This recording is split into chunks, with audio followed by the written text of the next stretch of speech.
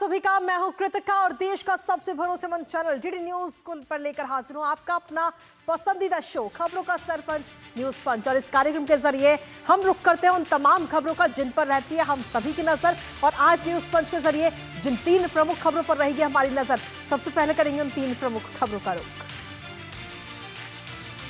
तो इन 3 प्रमुख खबरों में सबसे पहली और प्रमुख खबर है दिल्ली के बजट से जुड़ी। जी हां, पहली बार दिल्ली का बजट जो है वो 1 लाख करोड़ का बजट इस बार पेश किया गया। और बाकी खबरों का भी रुख करेंगे, लेकिन उससे पहले सीधा रुख करेंगे इस वक्त लोकसभा का। माननीय वित्त मंत्री जी, he has allowed me, he has called me, okay? Sir, thank you very much, Speaker sir, for allowing me to respond to the discussions which have taken place on the finance bill.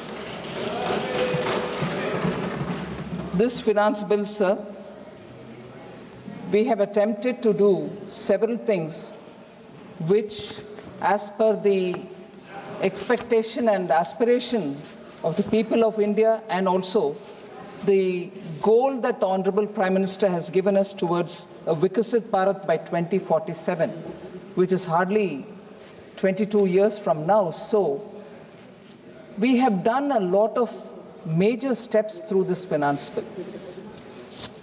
It's actually a bill which aims to provide tax certainty. It rationalizes a lot of provisions which are towards ease of doing business and also provides unprecedented tax relief in honor of the taxpayers of this country. So I'll straight go to talking about the direct taxation, in which the income tax is something which I'll spend a minute on, and then talk about the other direct tax reforms that we've undertaken. We've recognized the strength, spirit, and the contribution of the Indian middle class, and as a result, this budget has, under the new tax regime, come with a proposal that there will be now zero income tax payable for income up to 12 lakh rupees. So, that is an average of 1 lakh rupee per month salary, which is going to be tax-free, completely tax-free.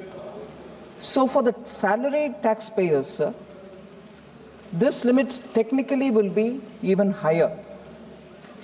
At 12.75 lakhs, which is inclusive of the 75,000 rupees standard deduction, and the marginal relief that is going to be applied for the taxpayers reduces the tax burden on the marginal rise in the income beyond the limit. So I will elaborate this point in response to some of the members who have asked specific question about what happens for those who are crossing 12 lakhs per annum income.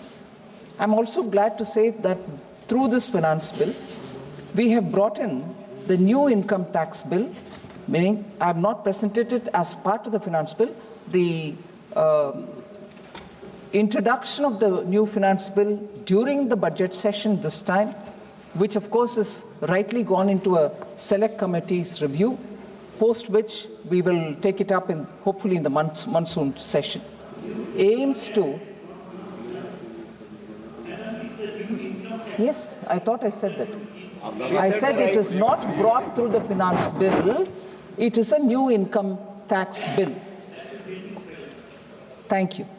So, brought during this budget session, but hopefully we'll have it taken up for discussion in this House during the monsoon session. So during this budget session, sir, not only the provisions and also certain reformatory steps taken during the through the finance bill, the rationalization of customs also is a major thing that I'll come to talk about in a minute. So the steps taken for the customs duty reduction are also post elaborate discussion with the stakeholders. So there has been an element of Jan Bhagidari both in the preparation of the new income tax bill and in the larger finance bill itself. The other direct tax reforms, sir, are worth mentioning.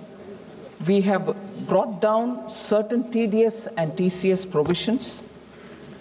We've increased the thresholds. so that the deduction of tax starts at a higher threshold rather than a lower. In respect of sale of goods, the requirement of TCS, particularly under Section 206C 1H, is proposed to be done away with. We are completely removing it. Further, considering the difficulties which is faced by the taxpayer, we now propose to allow the benefit of 2 such self-occupied properties without any condition. And that is a major step which will benefit the middle class, because in order to prove that the second house is also under their occupation, they do quite a few of paperwork and diligence has to be kept up. We are now saying you don't even need to do the paperwork. We take it as you stated for the second such occupied property. In order to streamline the process of transfer pricing, sir, and to provide an alternative to yearly examination, we have proposed that a scheme of determining arm's length price in international transaction for a block period of 3 years at a time. So this will be in line with the global best practices. So annually, people do not have to rush to prove what the transfer pricing commitments will be. Further, we've also, with a view to reducing the litigation and provide certainty in international taxation, the scope of safe harbor rules have been expanded. Instead of having it narrow and expecting people to continuously come and prove that it is required for their business, we've widened it, and the safe harbor rules are therefore broader in favor of the assessee. Further, the presumptive taxation regime for non-residents is also now a lot more relaxed, particularly in the case of those businesses or resident companies which are operating in electronics manufacturing facilities, because electronics manufacturing demands supply of components in time, and those specific components will have to be brought in. If time lapses in their supply from the original equipment manufacturer, the production itself will suffer. So we've given them this particular presumptive tax regime, so that the non-residents who participate in these services, particularly given to a resident company, can benefit. So also for the startups, again, which is primarily for the middle class, government has proposed to extend the period of incorporation of startups by 5 years to allow the benefit available to the startups which are incorporated before 1/4/2030. So that's been an extension given so that there's greater participation of the newer registering startups as well. Again, to promote IFSC, the International Financial Services Center, government has proposed specific benefits to ship leasing units, to insurance offices, treasury centers of global companies which set up business in the IFSC. In order that they can claim benefits, the cutoff date of commencement for the commencement in IFSC has also been extended for 5 years, that is up to 31/3/2030. So these are, in brief, the steps through this finance bill taken up for direct taxation.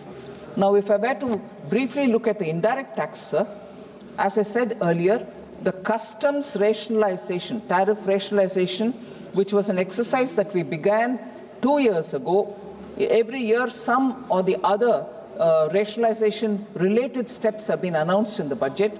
Now, this budget, this finance bill in 2025 relating to the customs aims to rationalize tariff structure and to address duty inversion. These will also support manufacturing units, domestic value addition, promote exports, facilitate trade, and also provide relief to the common people. So that has to be highlighted, because it's not just the new income tax bill which is coming, but this finance bill itself is talking about rationalization of customs, which is a very big step forward so that importers can benefit from it, exporting industry which import parts can also become cost competitive. So, Budget 2025, sir, we aim to boost domestic production and enhance export competitiveness by reducing duties on raw materials and inputs, making domestic products more cost effective, as I said a minute ago. So, taking forward the comprehensive review of customs, about which I would like to elaborate, the rate structure announced in July 2024 budget, we are taking that forward. So as I said, the exercise began 2 years ago. We made a major announcement in July 2024 budget. We are taking it further in this budget also. So this finance bill actually proposes to remove 7 customs tariff rates for industrial goods. The 2 tranches of rationalization of customs tariff carried out so far have reduced the number of tariff rates from 21 to 8, including the zero-rated goods. Many Indian exporters have become cost competitive. And one matter which will interest honorable members is when you're looking at cess and surcharge, we made sure that on no one item on the customs duty where it is being imposed, both cess and surcharge would be imposed. We are looking at that, and therefore in this budget, in the finance bill, we have proposed that only one can be applied, and therefore only one cess or surcharge will be applied on any one item. So, for instance, social welfare surcharge will be now exempted from 82 tariff lines which are subject to a cess. So the double burden of both cess and surcharge on any particular item is being removed. In addition, sir, we also propose to add 35 additional capital goods for EV battery manufacturing and 28 additional capital goods for mobile phone battery manufacturing to the list of exempted capital goods to boost domestic manufacturing. So this will actually have a bearing. So EV battery manufacturing will be a lot more cost competitive because 13 additional capital goods are being exempted. So 28 additional capital goods for the mobile phone battery manufacturing are also being exempted. Sir, we also propose in this finance bill to fully exempt basic customs duty on cobalt powder, waste, the scrap of lithium-ion battery, lead, zinc, and 12 more critical minerals. So, this is in addition to the 25 critical minerals which were fully exempted from the basic custom duty in the July 2024 budget. So we have not wasted time. After that, we've rapidly also brought in more goods, particularly critical minerals, into this exemption due.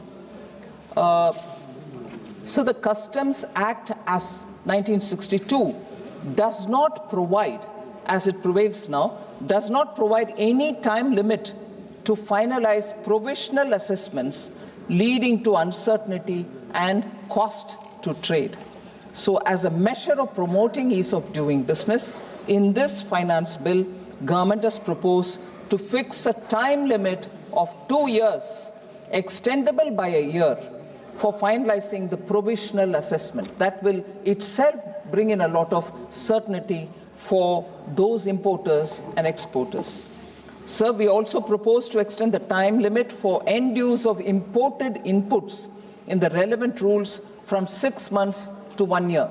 What this actually means is some exporters, in order that they produce goods for export, import some components.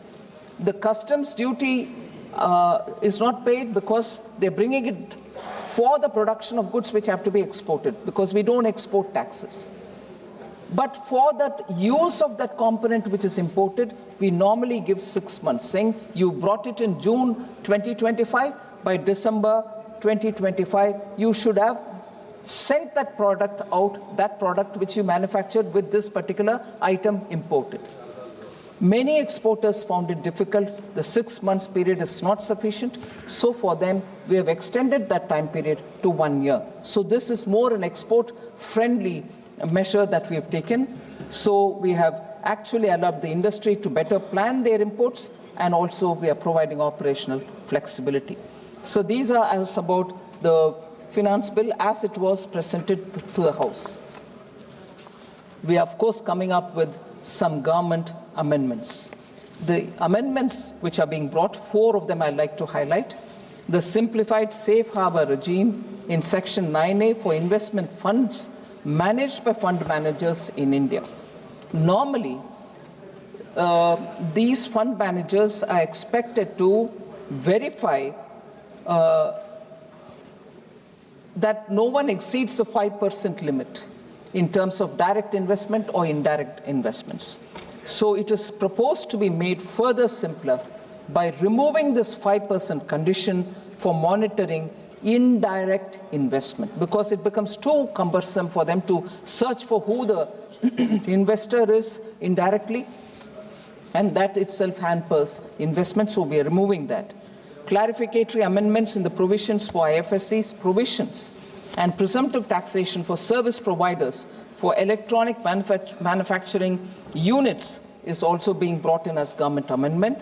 And a third one, for clarity and consistency, a government amendment is coming in for small changes in the block assessment provisions, and then the 6% equalization levy, which was being proposed, which was in effect for advertisement and other things, is being proposed to be removed, so that we can address the uncertainty in the international economic conditions. So largely, these are the major... Yes, I'll answer. These are my opening statements. I'll come to answering each one of the members' points. I will come to answering those. So these are the finance bill related...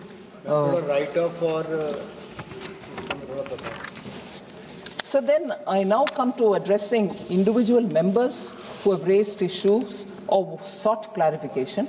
So I'll go one by one. By the issue, 2 or 3 members could have spoken on each of the issues. I'll go by the issues. So on the income tax, as I said, members have shown concern for incremental increase over 12 lakhs. What if, I think this was a member, Sri Neeraj Maurya, who had raised this question about if income is 12.10 or 12.20 lakhs, tax will have to be paid. So ensure taxes are graded from 12 lakh rupees is what the suggestion came from Sri Neeraj Maurya. So I want to say that even while I read the budget speech, we made it very clear that marginal relief is being granted. Under the provision of Section 87A, it has been ensured that the tax payable by a person having income marginally above 12 lakhs is required to pay only the marginal amount of tax equal to the amount of income above 12 lakh, so that his carry home is also 12 lakh of rupees. So he may earn incrementally more, but he'll still take back to his home 12 lakhs. And that increment on the incremental amount, the calculation is also very well explained. For instance, with an income of 12.10 lakh, rupees 10,000 is what he earns over the 12 lakh that he already earns. So for that 10,000 rupees, it will be paid as income tax only. Tax without marginal relief on that person earning 12.10 lakh would have been 61,500. So we have given the marginal relief where he, for the 10,000 rupees he earns more than the 12 lakh, the 12 lakh is exempt from tax, but the 10,000 will have to be paid as tax. He would have ended up paying 61,500, whereas because of the marginal scheme that we've added into this scheme of income tax, he ends up paying only 10,000 rupees. So, and when income of rupees 12.20, only 20,000 will be paid, and he will still take the 12 lakh. Otherwise, the marginal relief,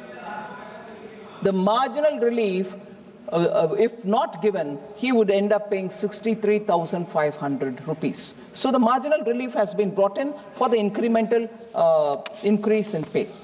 Sir, personal income tax has been reduced by way of rebate. This can be altered in the coming years. It may be done away with in the future years if income tax collection is lower. Was one of the questions asked by an honorable member here. Sir, I can only say, if you look at the track record, even during COVID, we did not raise tax. So where we have come up with a rebate in order to benefit the middle class, an element of suspicion is being brought in saying, what if tomorrow you... I'm sorry, sir. Sorry? Sorry?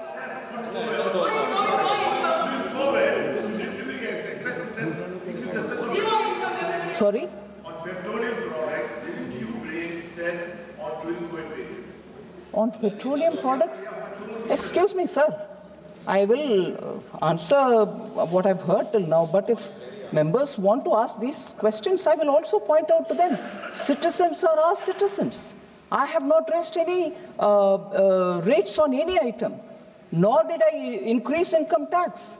But if fuel is being brought to discussion, and that too by honorable member from Tamil Nadu, I will say their manifesto promised. They have not fulfilled their promise, and he is asking me question.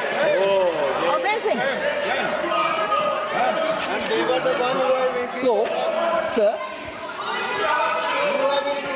N.K. Premachandran ji has said collections in personal income tax have shown considerable buoyancy in the last few years. His question was, how are you showing income tax collection growth while giving 1 lakh crore revenue foregone? I want to let the honorable member know, N.K. Premachandran ji, the calculations are not done without taking these 1 lakh foregone, income tax reduction. We've spent a lot of time, and most often, in fact, I would want you to please look at the last 5-6 years of the budgets. I've been accused of underestimating, never overestimating, but I have replied each time saying our calculations are realistic. And that is what I will use to explain in answering your question. Collections in personal income tax have shown considerable buoyancy, sir, in the last few years. They have been increasing around 20% year on year. For the year 25-26, the income tax, personal income tax projection is 13.6 lakh crores. The RE for 24-25, I'm talking of the projected, which is BE for 25-26, is 13.6 lakh crores. The RE of the year that we are completing, which is completing on 31st March now, is 12.2 lakh crores. So 12.2 lakh and going to a BE of 13.6 is done with a certain realistic calculation. The projection, sir, of growth for 25-26 is around 13.14%. The effective dip of around 7% in personal income tax growth is on account of the factoring in of the revenue foregone, which is 1 lakh. So the dip is already shown for the 1 lakh crore which is being foregone. So the calculation is after showing the dip. And that is why it is a realistic number. So the projected collections for income tax for 25-26 are based on sound data. जनता को पैसा दिया है 1.5 lakh crore Sir, हमारी सरकार income tax receipts आपको भी मिला है. So the growth rate question which Shri N.K. Premachandran ji raised, I think I have sort of answered it. I'll now move to the privacy issues, sir, which people have raised. Privacy issues, which is not so much the finance bill related matter. It is a matter which is being taken up from the new income tax bill, which is with the select committee. But I want to assure the honorable member that a provision, particularly to look at the data, exists in the current environment, particularly in certain cases of search and seizure authorized by the competent authority, where access code is not available and the person concerned is not cooperating with the proceedings, the authorized officer may gain access to such computer system. Exists even now. Now it is now being specifically brought in and mentioned in the new bill because what is mentioned in the 1961 Income Tax Act is books of account physically kept, and then the ledgers, and every manual record which will show about your income, your expenditure, your monies and all that is specifically mentioned.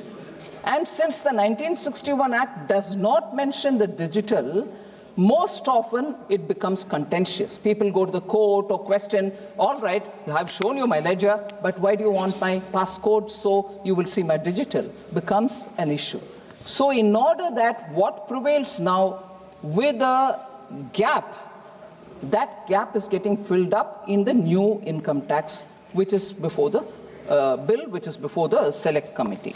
So in this, I will take a minute to explain as to why that digital thing will have to be brought in. Sir, encrypted messages and mobile phones, unaccounted money to the extent of 250 crores have been detected when the encryption has been decoded. One. Second, evidences which have been seized from WhatsApp messages, particularly crypto assets worth more than 90 crores, and the network of people involved in it have all come out of WhatsApp messages. Now, if the law does not give you the legal backing, in spite of the fact and evidence being in your face, you will have to go stand in the court to say, yes, but the law doesn't provide, but the evidence is here, the money is being misused, it is unaccounted money. It becomes tedious. And therefore, the digital element has to be brought in. I'll bring in one more example, sir. WhatsApp communications and incriminating materials found from such conversations helped to unearth the syndicate and identify the end beneficiaries of bogus bills worth 200 crores. So do I go to the court again saying, but the law doesn't allow me to look at WhatsApp messages? So we need to bring in. There's also another example, sir. Capital gains of 150 crore on sale of land was reduced to 2 crores by creating false documents of land cost of acquisition, and also using all payments in banks statements as claims of investments and improved expenditure. So the WhatsApp group of key persons include many professionals also, unfortunately. So we had to contemplate on how to be lawfully on the side of law to say that these are evidences which are incriminating in themselves. Therefore, it has been brought in. I can also give one more, which is evidences have been found with the help of Google Map History. So in the case of Google Map History, sir, found on the phone was used to determine the frequented locations of individuals who enabled location history. This enabled detection of hideouts where cash and unaccounted transactions are kept, and that also came of help. So there is a need for us to change or add the digital elements into the Act itself. So one last example for that, sir. The prohibition of Binami properties, Instagram accounts was used to establish the beneficial ownership of vehicles. Expensive vehicles, no ownership details, track it at the going backward and forward. We could break the case by using Instagram. So benefit of technology for the sake of country's exchequer.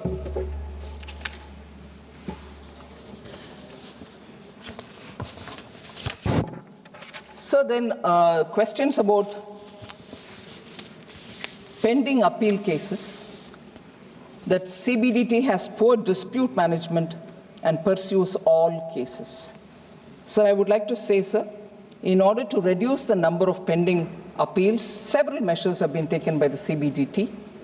One such a thing is the enhancement of monetary limits for filing of appeals by the department before the Income Tax Appellate Tribunal, High Court or the Supreme Court, creation of new posts of joint commissioners for appeals exclusively. Also, we came up with the direct tax Vivad Se Vishwas scheme in 2020 and also in 2024. Twice we brought this, and this has helped in reducing the pending appeals. And the famous, or not so famous, repetitive appeal. A new section 158AB is inserted so as to provide that if a question of law in the case of an assessee is identical to a question of law pending in appeal before the jurisdictional High Court or the Supreme Court, or in any case, the filing of further appeal to the appellate tribunal or the jurisdictional High Court in the case of assessee shall be deferred till such a question of law is decided by that relevant court. So that's been a major step in holding the department back, the CBDT back, from going into a case which is already, a similar such case is already in a court. We don't want to pursue it. We'll wait for the final verdict to come from there. So, also there was this question by Mohammed Bashir ji, dispute resolution mechanism of department is very poor. So I want to inform the member that the dispute resolution mechanism following the measures that we've taken, provided we've brought in a provision of updated returns, and that's been introduced for voluntary compliance. Sir, I'm sure the honorable members will be aware that we had already enabled updated additional updated returns so that assessees can correct the not declared income when they want to modify their assessments. For within the first year, if you modify and come up, we only say pay 25% additionally. And if the second year they come up, we say pay 50%. And these two, first year and second year modified amendments, provisions have actually been well received by the assessees. So we are encouraged to bring in the third year and the fourth year modified assessment provision for the benefit of the tax assessees, that when they came in the first year, they paid only 25%, second year they paid only 50%, third year they will be now given the option to choose, and they can just pay 60% and close the whole business, or the fourth year, if they want to modify, they pay 70%, and that is where the story would end. So the Dispute Resolution Committee has also been constituted. A taxpayer having taxable income of up to 50 lakh and disputed income of up to 10 lakh shall be eligible to approach the committee for relief, and therefore that element of uncertainty is being removed. E-verification system is also being brought in to increase voluntary tax compliance. E-verification system 2021 was notified in December 2021. I just wanted to highlight that, sir.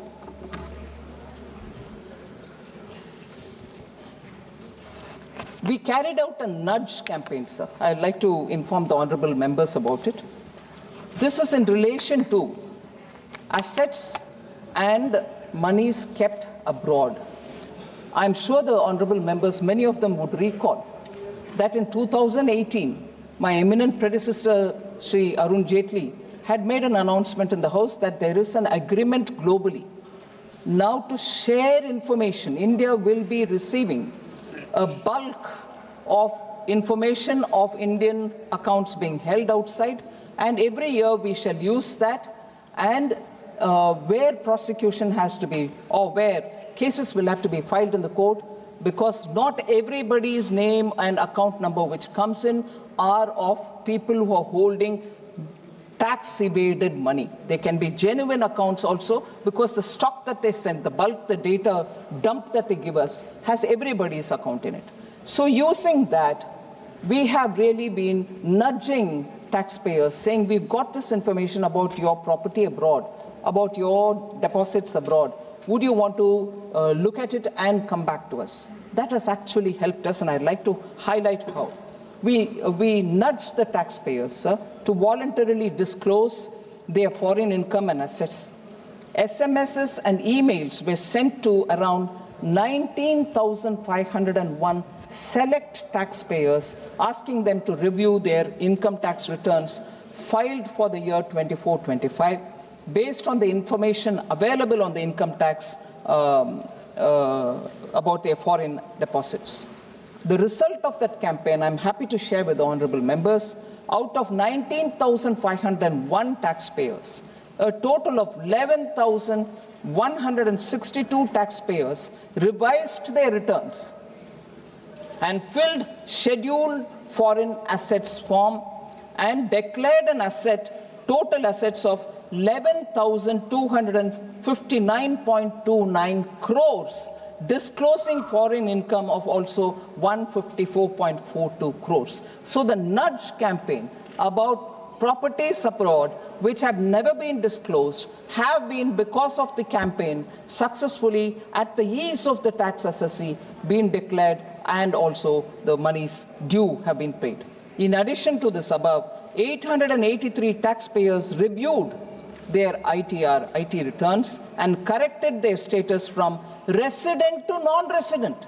Even that correction happened because we were able to give them the facts and ask them to either accept or give us a reply about it. So in their revised return for the year 24-25, they have said, no, they are not residents, but they should actually be treated as non-residents. So due to this outreach, there was a ripple effect, sir. This resulted in an addition of 13,516 taxpayers declaring foreign assets worth 7,564 crores and foreign income of 353 crores, or approximately, that is, in their revised return for 24-25. So cumulatively, this simple nudge has resulted in declaration of foreign assets worth 29,208 crores and foreign income up to 1,089 crores in the Schedule FA by 30,161 taxpayers. So this attempt by the Government of India to make sure people who have not declared their assets can now declare it by us taking a proactive nudge-based approach. So I'm very happy that this step is being responded well by the assessees as well.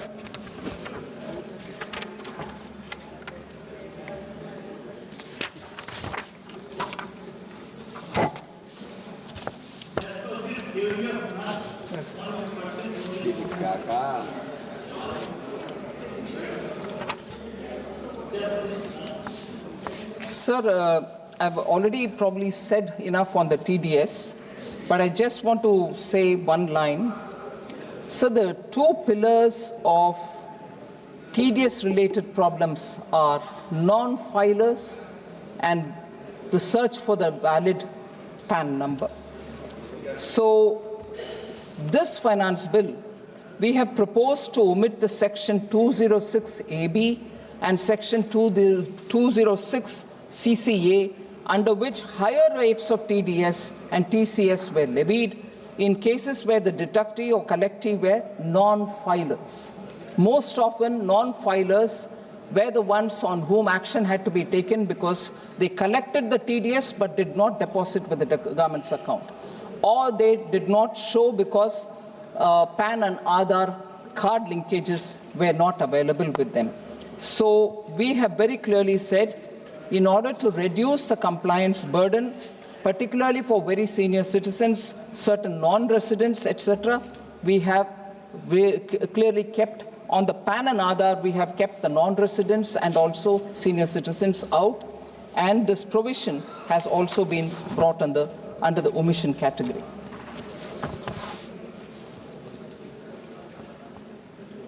So there was this question by several members, Vishal Dada Patil, Shri Vishnu Prasad, and also Shri Mohammad Bashir, as to why the two tax regimes should continue to run parallel. I just want to say, sir, it is a stated policy of the government to phase out exemptions, deductions, and other incentives, while at the same time gradually reduce the tax rates. And we have provided as an option rather than a forceful decision to say we are shutting down the open. We are not. We are running both in parallel so that people who benefit from the old regime can please continue to be so. I am not drawing them to the new regime till such a time they either have exhausted all the exemptions or they choose to come here because of the rates. So that is why both the regimes continue. Sir, Sri N.K. Premachandran ji spoke about why did you have to reduce the corporate tax? It is only benefiting the large corporates. That's not true, sir. It benefits many companies which are medium-sized and middle as well. But has it benefited India? Yes, it has. According to the World Investment Report 2023, India was the third largest recipient of greenfield investment projects globally, with about 1,008 greenfield projects announced. Additionally, the number of international project finance deals in India rose by 64%, making India the second largest recipient of such deals. So investments come, they create more jobs, entrepreneurial opportunities are available for middle class. All this has been made available because of the corporate tax reduction. Sir, I want to just highlight the fact that, on GST-related issues, sir, several members spoke about issues related to GST. I just want to highlight, sir, that the allegation that the GST is not progressive is absolutely unfounded. It is not true at all. I would like to highlight how, sir. Wealthiest 20% of Indians contribute 41.4% household GST and 14% of the total GST. That is, wealthiest 20% of Indians contribute 41.4% of household GST and 14.2% of the total GST, while the bottom 50% contributes just 28% of household GST and 9.6% of the total GST. So this argument that it is not progressive is not right at all. The poorest 50% face an average effective GST rate of 7.3% only. Under the pre-GST regime, sir, the average indirect tax rate was around 15%, whereas as of March 2023, after the GST has been introduced, the average GST rate is just 12.2%. At the time of introduction, it was 15. In pre-GST, it was 15. Now it is only 12.2. Sir, I've repeatedly said several times that the taxes on ordinary people's daily use products are far lower. It have been brought down. I'm not going to take this August House's time by reading the list completely. I will probably put it on the table for any member to look at. NIPFP, a big research center, shows that the most consumer items face low or no GST taxes at all. Less than 3% of common consumption items attract the highest rate of 28%. So 28% tax is on only less than 3% of common man consumption items. Nearly 60% of consumption items face 5% or lower GST. So GST is exempted on several items, and I would like to broadly categorize them: unbranded food items, certain life-saving drugs, healthcare, education, public transport, sanitary napkins, hearing aid parts, agricultural services, etc. are completely exempt.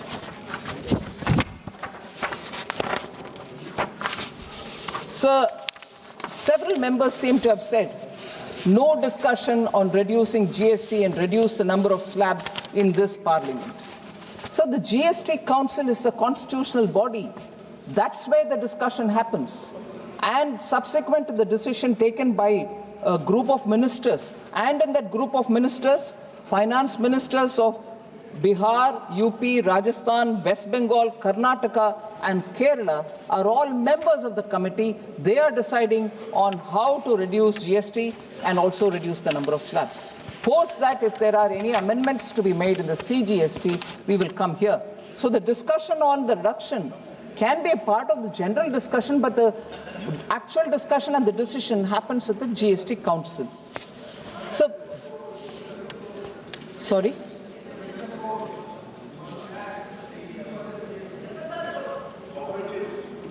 Yes? Yes? Yeah, HSN code is something which the council will have to work with the authorities who decide on the codes. Sir, 5% GST is imposed on muscular atrophy drugs, where the cost of the drug is 80 lakhs for 1 year. This was Srimati Sangeeta Roy from AITC.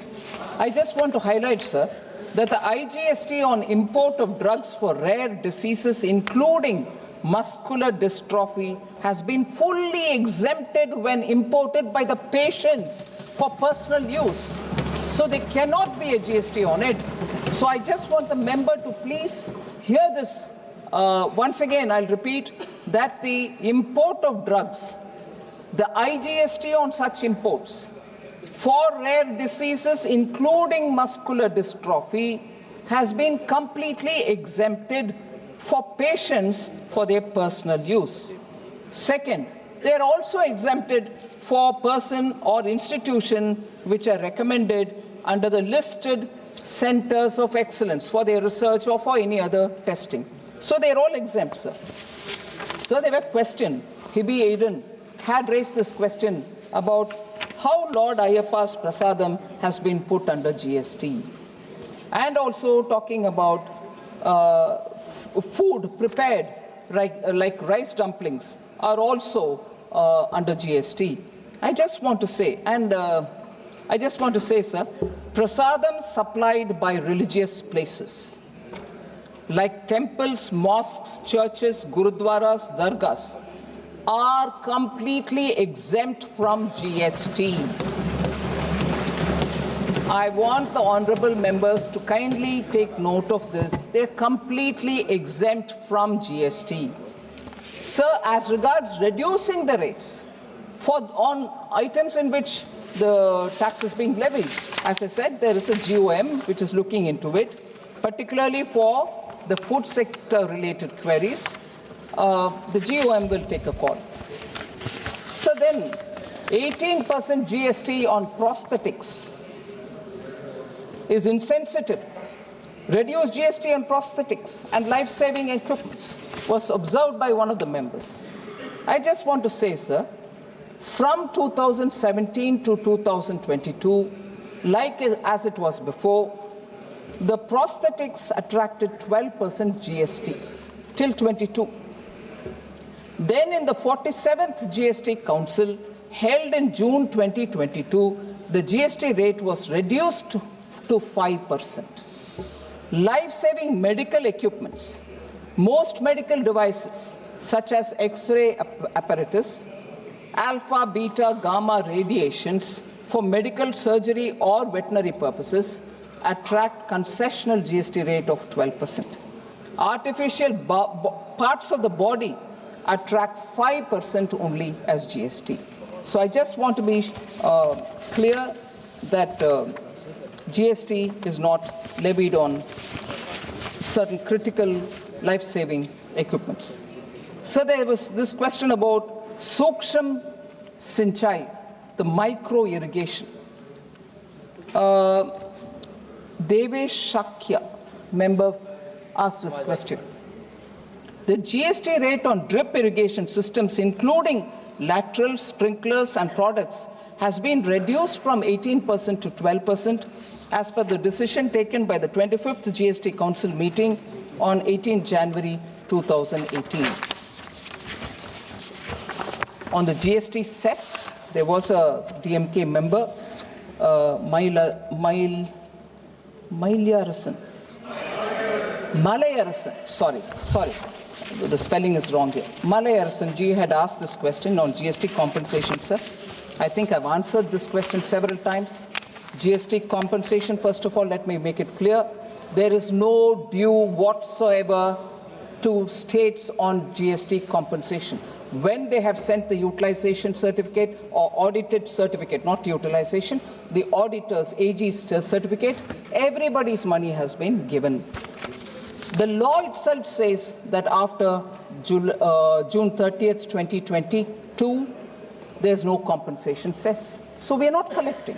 What we are collecting now is actually being collected to repay the debt that was taken during the COVID time. When there was no income to share, we had to borrow to give the states, and that is what is being collected now, and that's also should be ending by early 2026, which is another 7-8 months. So, on the GST or insurance, again, the GOM is looking at it, and they will come with a decision, and that can be taken up by the GST Council, so I'm not elaborating much on it. So, GST, again, like the temples, there has been this question about, are you levying GST on education and healthcare related items? Again, I want to explain, sir. Following are the exemptions that are already provided to the education sector. Services provided by an education institution to its students, faculty, and staff are completely exempt. Services by an education institution by way of conduct of entrance examination is exempted. The following services are also exempted. Services related to admission to or conduct of examination by such institutions are exempt.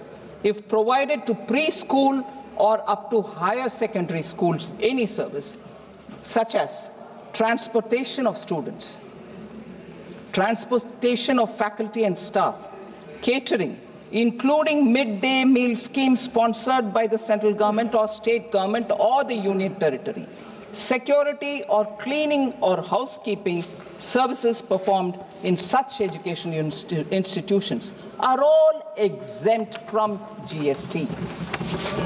Supply of online educational journals or periodicals are exempt, and that is also provided for higher education institutions. Educational institution has also been defined. I just want to clearly say, so what is an educational institution?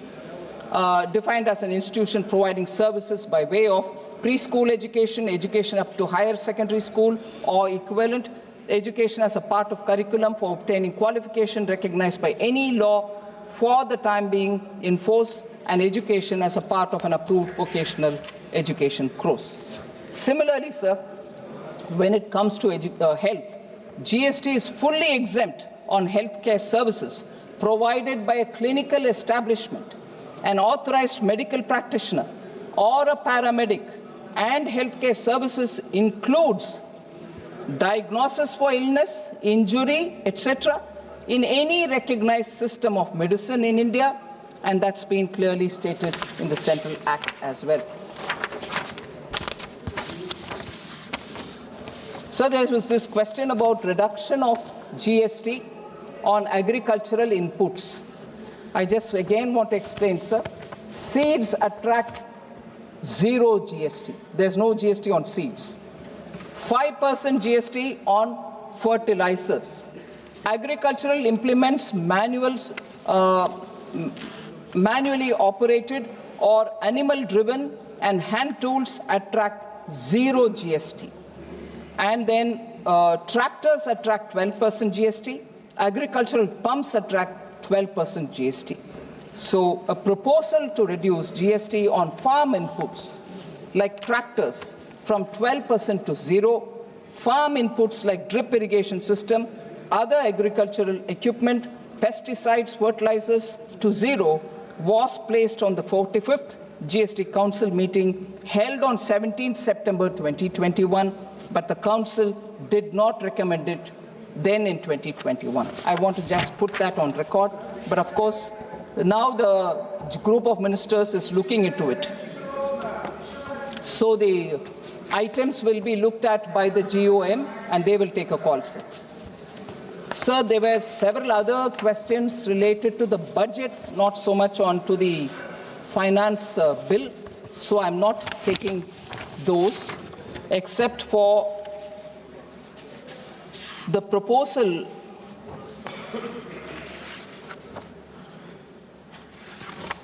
so there were just one thing on which, although it doesn't relate to the finance bill, I will seek your indulgence. I'd like to answer this. Issue raised by Sri Neeraj Maurya about benefits to the vulnerable sections, SCs, STs, OBCs, in the government initiatives.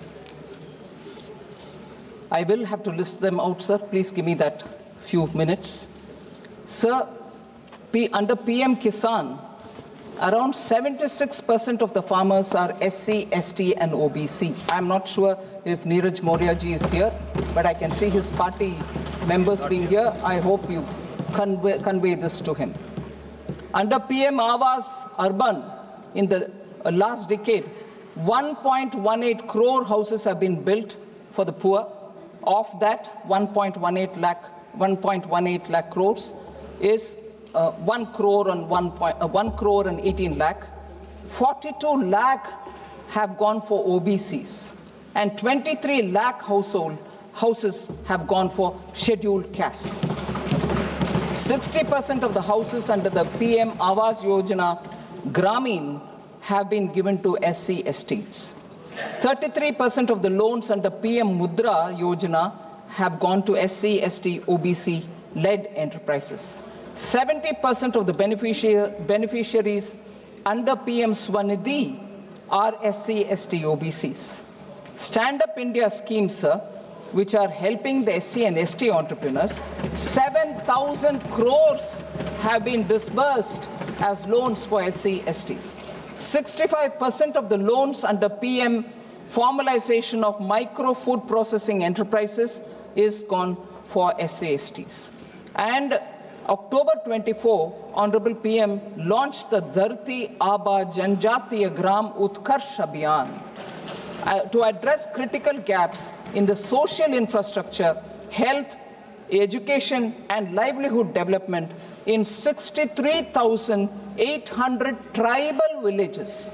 And then the Janjatiya Gaurav Divas in 2023, which was announced, PM Modi launched PM Jan Man for targeted support to 75 particularly vulnerable tribal groups for whom they are residing in 18 states and one union territory for safe housing, clean drinking water, education, health, road and telecom connectivity, electrification, sustainable livelihoods. I seek your indulgence, sir. I would not go further explaining more. For those non-budget related questions which honorable members have raised,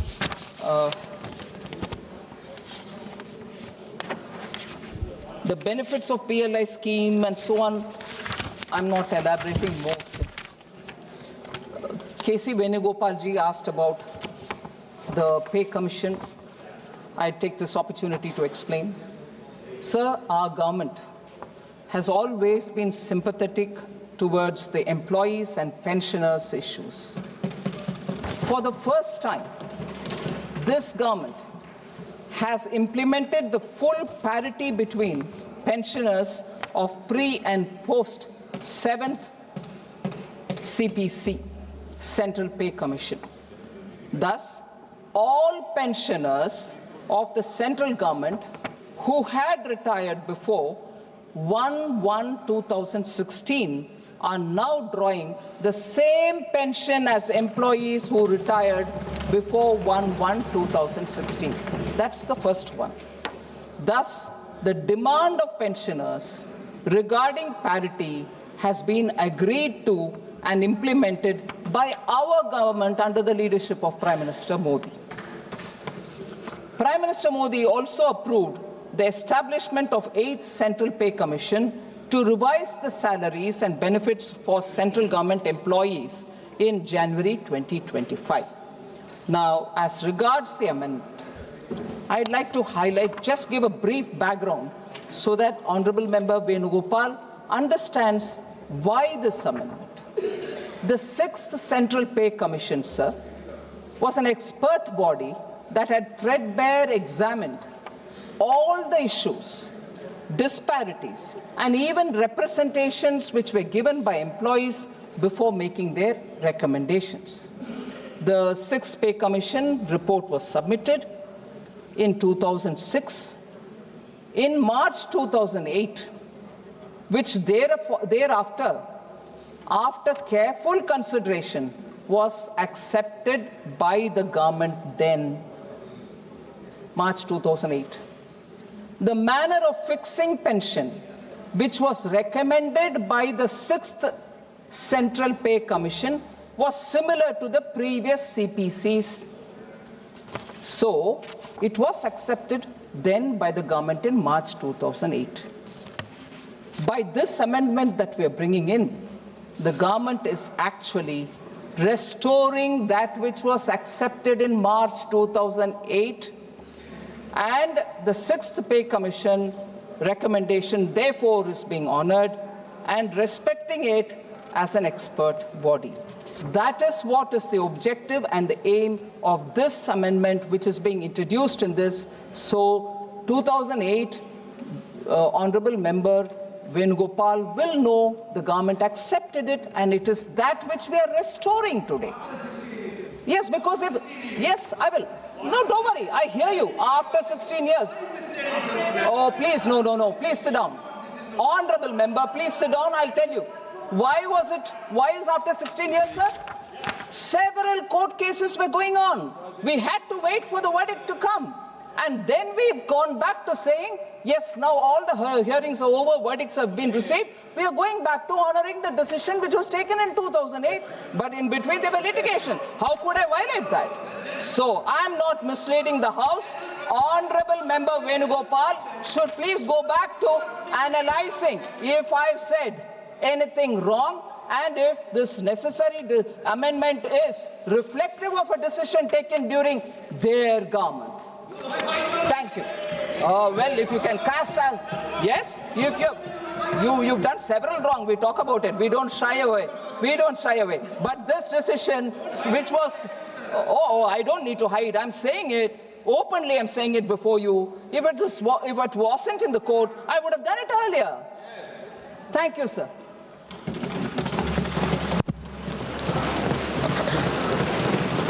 प्रश्न ये कि विधेयक पर विचार किया जाए। जो सदस्य इसके पक्ष में हाँ कहें, जो सदस्य विरोध में ना कहें, मेरे विचार में निर्णय हाँ वालों के पक्ष में विधेयक पर विचार करने तो प्रस्ताव स्वीकृत हो गया। अब सभा विधेयक पर खंडवार विचार करेगी। श्री डीन कुरियाकोस संशोधन संख्या 1 से 4।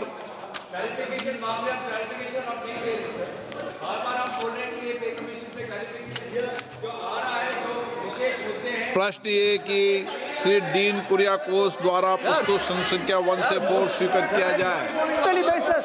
जो सदस्य इसके पक्ष में सर मूव नहीं कर रहे, सर मूव नहीं कर रहे सर। वालों के पक्ष संशोधन अस्वीकृत हुआ। श्री सोगत राय संशोधन संख्या 65 से 72। Sir, I move my amendments. Page 4, line 7 to 7. प्रश्न ये कि श्री सोगत राय द्वारा प्रस्तुत संख्या 65 से 72 को स्वीकृत किया जाए। जो सदस्य इसके पक्ष में हाँ कहें, जो सदस्य विरोध में ना कहें, मेरे विचार में निर्णय ना वालों के पक्ष में संशोधन अस्वीकृत हुआ। प्रश्न ये कि खंड 2 विधेयक का अंग बने। जो सदस्य इसके पक्ष में हाँ कहें, जो सदस्य विरोध में ना कहें, मेरे विचार में निर्णय हाँ वालों के पक्ष में खंड 2 विधेयक का अंग बना। माननीय मंत्री जी, संशोधन संख्या 25।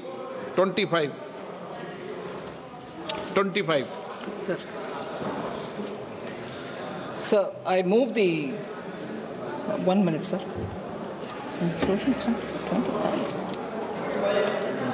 I move the amendment, sir, number 25.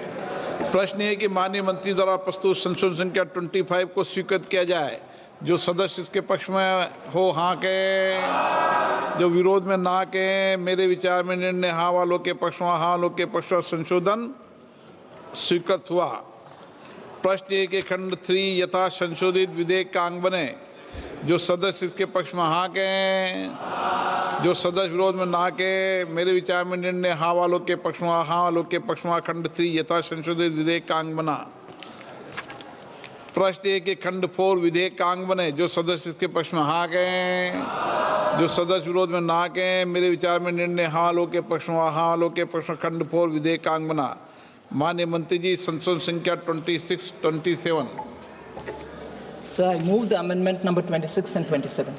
प्रश्न है कि माननीय मंत्री द्वारा प्रस्तुत संशोधन संख्या 26 और 27 को स्वीकृत किया जाए। जो सदस्य इसके पक्ष में हाँ कहें, जो सदस्य विरोध में ना कहें। मेरे विचार में निर्णय हाँ वालों के पक्ष में, हाँ वालों के पक्ष में संशोधन स्वीकृत हुआ। प्रश्न है कि खंड 5 यथा संशोधित विधेयक का अंग बने। जो सदस्य इसके पक्ष में हाँ कहें, जो सदस्य विरोध में ना कहें। मेरे विचार में निर्णय हाँ वालों के पक्ष में, हाँ वालों के पक्ष में खंड 5 यथा संशोधित विधेयक का अंग बना।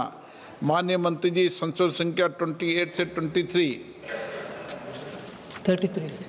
So I move the amendment number 28, 29, 30, 31, 32 and 33. प्रश्न है कि माननीय मंत्री द्वारा प्रस्तुत